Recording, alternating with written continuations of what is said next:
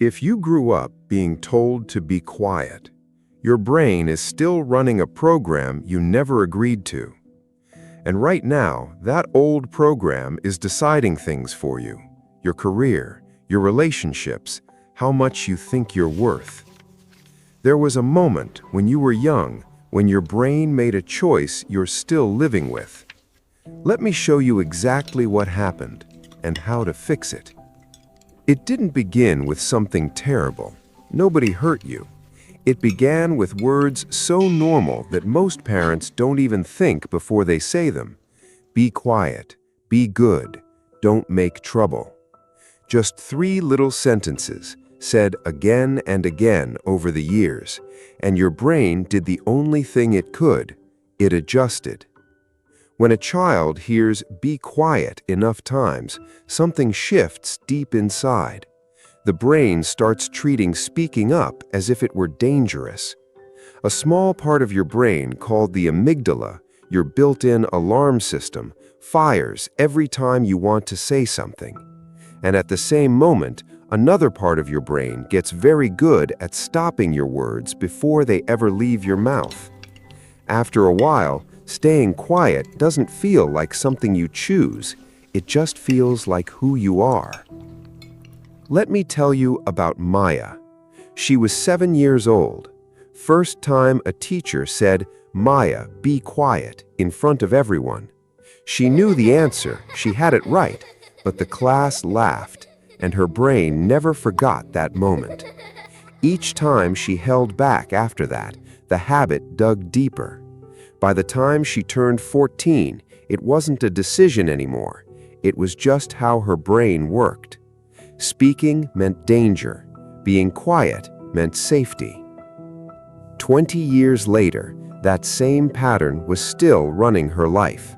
Someone at work asks what she thinks, and her brain shuts her down before she can even form the thought. She has ideas, good ones. Her brain just won't let her say them out loud.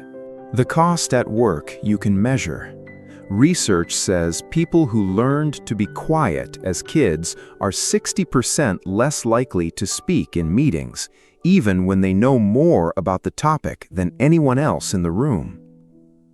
But in relationships, it cuts deeper. Your brain doesn't just hide your opinions, it hides your needs too. So when the person you love looks at you and says, "What's wrong?"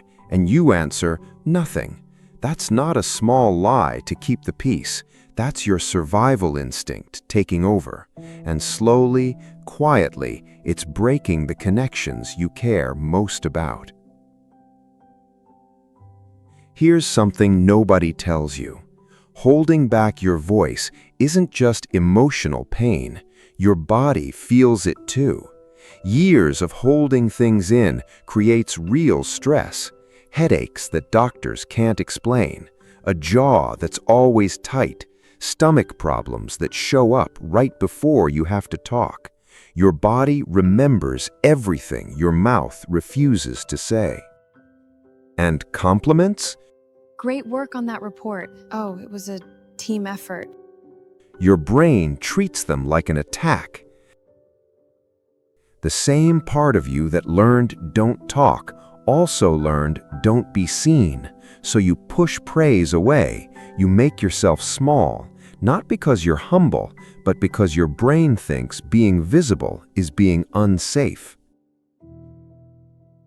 Over the years, the voice that used to come from outside, from parents, from teachers, starts to come from inside you. It no longer sounds like something you were told. It sounds like something you believe about yourself.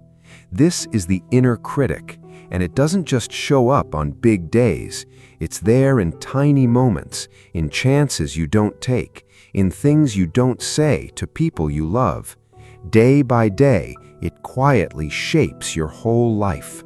Maya never knew any of the science. All she understood was every time someone came close, she pulled back, and she couldn't tell you why.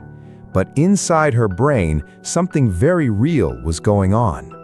Scientists call it the default mode network, your brain's idle state. For most people, idle is peaceful, random thoughts, what's for dinner. For people raised to be quiet, idle means self-silencing.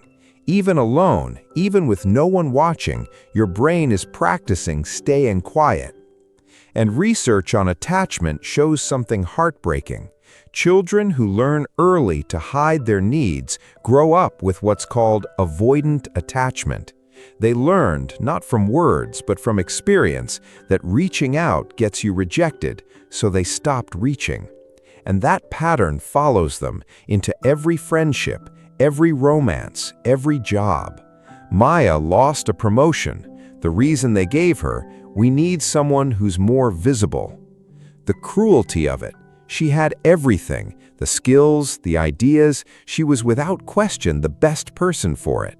But her brain had spent 2 decades making sure nobody could see her. You were not born quiet, you were taught to be quiet. And that old teaching has been running your life ever since. Just sit with that for a moment. But here's what Maya didn't know, and what so many people never learn. The same brain that learned silence can learn to let go of it. The wiring that built the silence can be rebuilt. That's not wishful thinking. That's how brains actually work. And you don't start with some huge breakthrough. You start with one sentence, one opinion spoken out loud, even when every nerve in your body is telling you to stay quiet. The first time Maya tried this, her heart was pounding and her voice was shaking. But she said one thing, just one, and nothing terrible happened.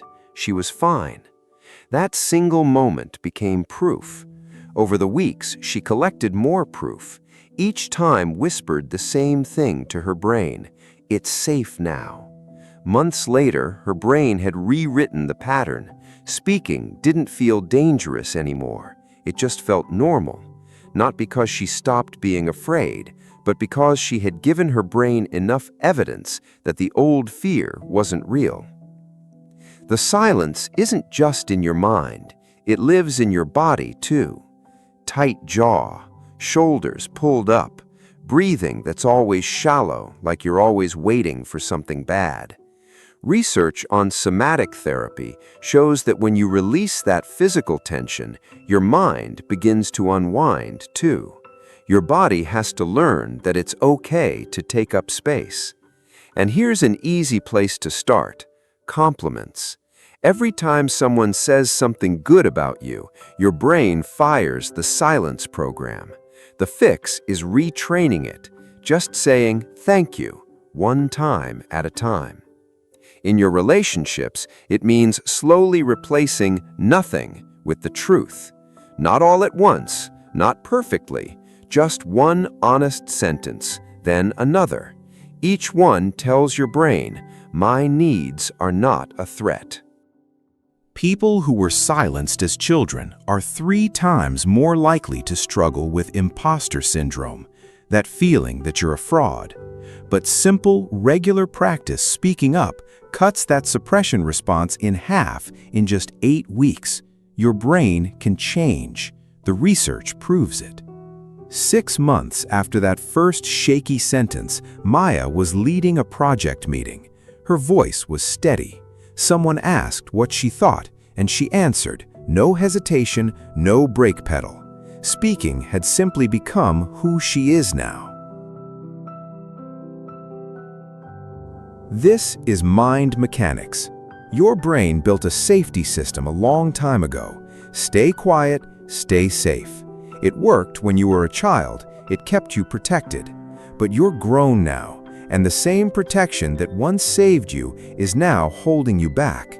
You were not born quiet. You were taught. And anything that was taught can be untaught. Any wiring can be changed. That's not a nice quote for social media. That's your brain's real ability. The goal isn't to be the loudest voice in the room. It's simply this: when you have something worth saying, your brain doesn't shut you down. So let me ask you, how many times did you stay quiet today? And how many of those times did you actually have something to say? If this video made you realize there's an old program running inside you, that awareness, that's your first step. Subscribe to MindMechanics. Next time, we're going to look at why your brain is terrified, truly terrified, of letting anyone really see you.